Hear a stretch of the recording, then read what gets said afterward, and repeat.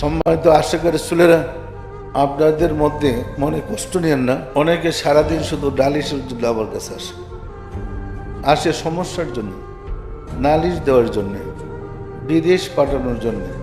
আসলে কি এই কাজের জন্য আমি প্রেরিত হয়েছি? আমি আসছি আপনাদেরকে মোহাম্মদ ইসলামের শিক্ষায় শিক্ষিত করতে। মোহাম্মদ ইসলাম বলে এলমে শরিয়ত, এলমে তরিকত, এলমে হাকিকত, এলমে মারিফত, চারটে বিষয় নিয়েই মোহাম্মদ ইসলাম। আল্লাহ রসুল বলেন আশরিয়াত আকওয়ালি ওয়া তরিকত আফআলি ওয়াল হাকিকত আহওয়ালি ওয়াল মারিফত আসরারি। শরীয়ত আমার কথা, তরিকত আমার কাজ, হাকিকত আমার অবস্থা, মারিফত আমার নিগুড় রহস্য। রাসূলকে সারা শরীয়ত, তরিকত, হাকিকত, মারিফত আছে কোনটা? আমরা ইজিদ বাহিনীর কবলে পড়ে কারবালায় শরীয়ত, তরিকত, হাকিকত, মারিফত এই বিদ্যান যারা ছিলেন তাদেরকে হত্যা করে আমরা বিপদগামী হয়ে পড়েছি। ফলে আমরা ইসলামের শরীয়তটাকে পালন করছি বিশ্বজুড়ে। এবং শোনা যায়, বলতে শোনা যায়, হুজুররা বলেন শরীয়ত করতে করতে মারিফত হয়ে যাবে। আহম্মক, এগুলো একটা আহম্মকের স্বর্গে বাস করে, কিন্তু মারিফত জানি না। এই পণ্ডিতগুলো একটা আহম্মকের স্বর্গে বাস করতেছে। সারা জীবন শরীয়ত করলেও মারিফতের কোনা সে বুঝতে পারবে না। পরিষ্কার মারিফত থেকে শরীয়তের জন্য, শরীয়ত করে সারা জীবন মারিফত হবে না। পরিষ্কার সম্মানিত আশিকের রাসূলেরা, বীজ বপন না করে ফল পাওয়া যাবে? যেমন কলার শরীয়ত হলো উপরের খোসাটা, আর কলার মারিফত হলো ভিতরের শ্বাসটা। আপনি শ্বশুর বাড়িতে বেড়াইতে যাবেন, একখানা কলা নিয়ে গেলেন, উপরের শরীয়তটা ফালাই দেন, যদি ছোলা কলা নিয়ে যান, এটা কি কেউ পছন্দ করবে? এটাতে পোকামাকড় নষ্ট করে দেবে, খাদ্যকে অখাদ্য বানিয়ে দেবে। আর যদি শরীয়তের মারফতটা খুলে ফেলান, শরীয়ত ধরেন কলার খোসাটা, এই শরীয়তের যে খোসা, কলার চামড়াটা, সেটা কি মানুষে খায়? কে খায়? গরুতে খায়, ছাগলে খায়। পরিষ্কার।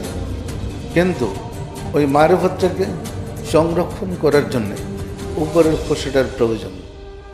এই খোসাটা খাওয়ার জন্য নয়, ওটাকে সংরক্ষণ করার জন্য। ভিন্ন উপমা দিলে এরকম বলতে পারি আমরা, গাড়ির ব্রেক। গাড়ির ব্রেক কি গাড়ির গতি বাড়ায় না থামায় দেয়? মারিফত গাড়ির গতি, যেহেতু প্রেমের রাজ্যের বিদ্যা, প্রেমের আকর্ষণে গাড়ির গতি অনেক বৃদ্ধি করে দেয়।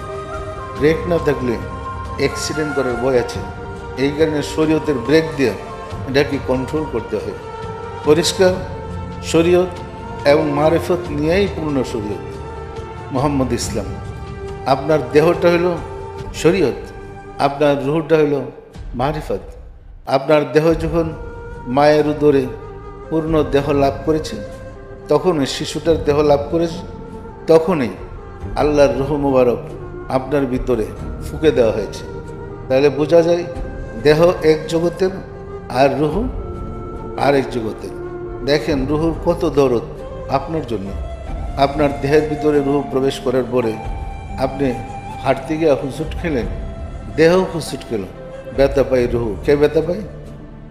তাহলে আপনার সাথে রুহুর কি গভীর সম্পর্ক। আপনাকে একজন কটাক্ষ করে গালি দিল, কষ্ট পেলেন, ব্যথাটা পায় রুহ। মনের কষ্টটা কে পায়? যে কোনো আঘাত দেহের উপরে হয়, কষ্টটা কে পায়? রুহ পায়। কিন্তু রুহের কোনো কষ্ট আপনার দেহ তো পায় না।